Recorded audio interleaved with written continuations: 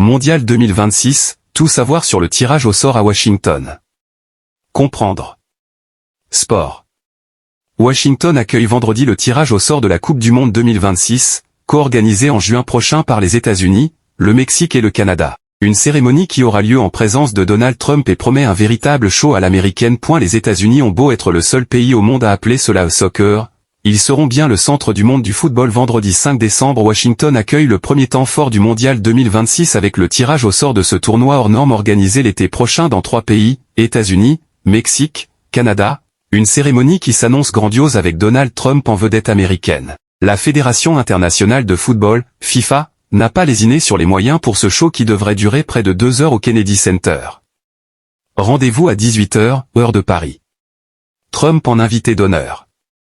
L'invité de marque sera à n'en pas douter le président américain Donald Trump. Il a fait de la Coupe du Monde un événement central de son second mandat, en dépit des inquiétudes que font peser sur le déroulement de l'épreuve ses prises de position tous azimuts contre ses voisins mexicains et canadiens, sa politique migratoire ou ses menaces de priver de rencontres certaines villes dirigées par les démocrates. Co-organisation oblige, la présidente du Mexique Claudia Sheinbaum et le premier ministre canadien Mark Carney ont confirmé leur présence malgré les grosses tensions en raison des droits de douane imposés par le président américain, qui a aussi martelé son souhait de faire du Canada le 51e État américain. Même l'Iran, dont les relations diplomatiques avec les États-Unis sont rompues depuis 1980, enverra finalement une petite délégation avec à sa tête le sélectionneur Amir Galneh, après avoir pourtant affirmé vouloir boycotter la cérémonie pour cause de non-délivrance de visa à plusieurs officiels.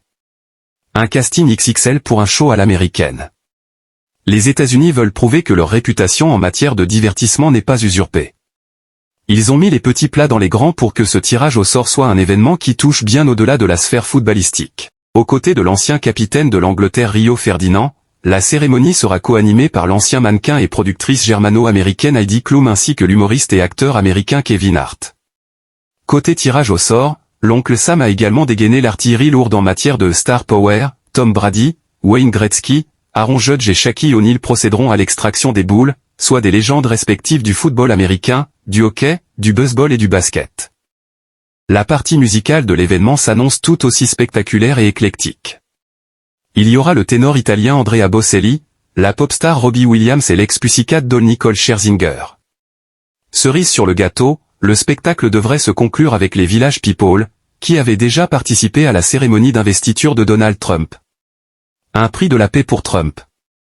Un clin d'œil appuyé au président américain qui a trouvé un allié de poids en la personne du patron de la FIFA, Gianni Infantino, avec qui il n'en finit pas d'afficher sa proximité. Le dirigeant italo-suisse, présent à son investiture et convié plusieurs fois dans le bureau ovale, a bien compris la nécessité de se rapprocher du président des États-Unis où auront lieu 78 des 104 matchs programmés du 11 juin au 19 juillet 2026, dont la finale au MetLife Stadium, New Jersey. Cette bromance, savamment entretenue par les deux hommes au nom d'intérêts stratégiques mutuels, devrait atteindre son paroxysme vendredi, avec l'attribution à Trump, selon plusieurs sources, du premier prix de la paix de la FIFA. Un beau lot de consolation en mondovision pour le chef d'État américain qui se targue d'avoir mis un terme à plusieurs conflits depuis son retour au pouvoir et rêve ouvertement du prix Nobel de la paix, décerné cette année à l'opposante vénézuélienne Maria Corina Machado. Le football œuvre pour la paix, et au nom de la grande communauté du football, le prix de la paix de la FIFA reconnaîtra les énormes efforts d'individus qui unissent les gens et apportent l'espoir aux générations futures, avait déclaré avec emphase Gianni Infantino le 5 novembre lors de l'annonce de la création de cette distinction à Miami sous les yeux de Donald Trump. Quelle répartition? Les équipes sont réparties en 4 chapeaux de 12 équipes, établis selon le dernier classement FIFA, afin de constituer 12 groupes de 4. Aucun groupe ne peut compter plus d'une équipe d'une même confédération, à l'exception de l'Europe, UEFA. Une bonne nouvelle pour les équipes africaines qui ne devraient pas s'éliminer les unes les autres. Les 3 pays hôtes ont déjà été affectés à leur groupe, les États-Unis seront dans le groupe D, le Mexique évoluera dans le groupe A et disputera notamment le match d'ouverture au Stade Aztec de Mexico, le 11 juin, et le Canada sera dans le groupe B. Avec l'élargissement à 48 participants, un tour à élimination directe supplémentaire a été ajouté. Des 16e de finale réuniront ainsi les 2 meilleures équipes de chacun des 12 groupes, ainsi que les 8 meilleurs 3e. Pour la première fois, la Fédération internationale a décidé que le tirage au sort serait effectué de manière à ce que les 4 meilleures nations au classement FIFA, Espagne, Argentine, France, Angleterre, ne puissent pas s'affronter avant les demi-finales si elles terminent en tête de leur poule. La composition des chapeaux. Chapeau, États-Unis, Mexique, Canada, Espagne, Argentine, France, Angleterre, Brésil, Portugal, Pays-Bas, Belgique, Allemagne. Chapeau 2, Croatie, Maroc, Colombie, Uruguay, Suisse, Japon, Sénégal, Iran, Corée du Sud, Équateur, Autriche, Australie.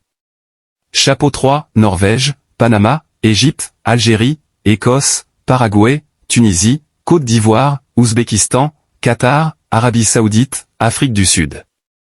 Chapeau 4, Jordanie, Cap-Vert, Ghana, Curaçao, Haïti, Nouvelle-Zélande, 4 vainqueurs des barrages UEFA, 2 vainqueurs des barrages intercontinentaux. Le pire et le meilleur scénario pour la France.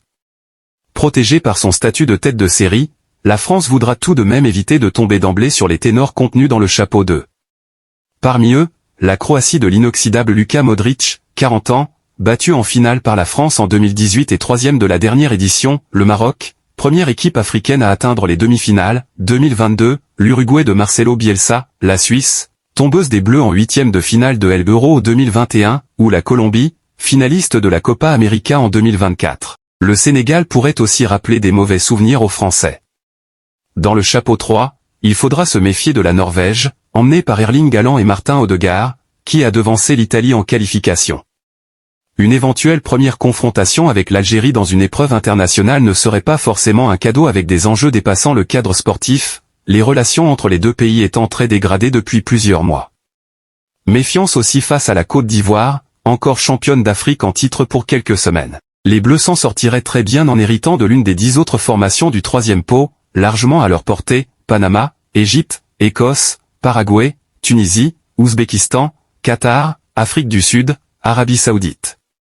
Le chapeau 4, Jordanie, Cap-Vert, Ghana, Curaçao, Haïti, Nouvelle-Zélande et les 6 équipes issues des barrages disputés en mars, n'a pas de quoi effrayer les hommes de Deschamps, mais pourrait être épicé par la possible accession de l'Italie. La nationale, qui a manqué les 2 dernières Coupes du Monde, n'est certes plus que l'ombre d'elle-même, mais se frotter à une nation quadruple championne du monde n'est jamais de tout repos.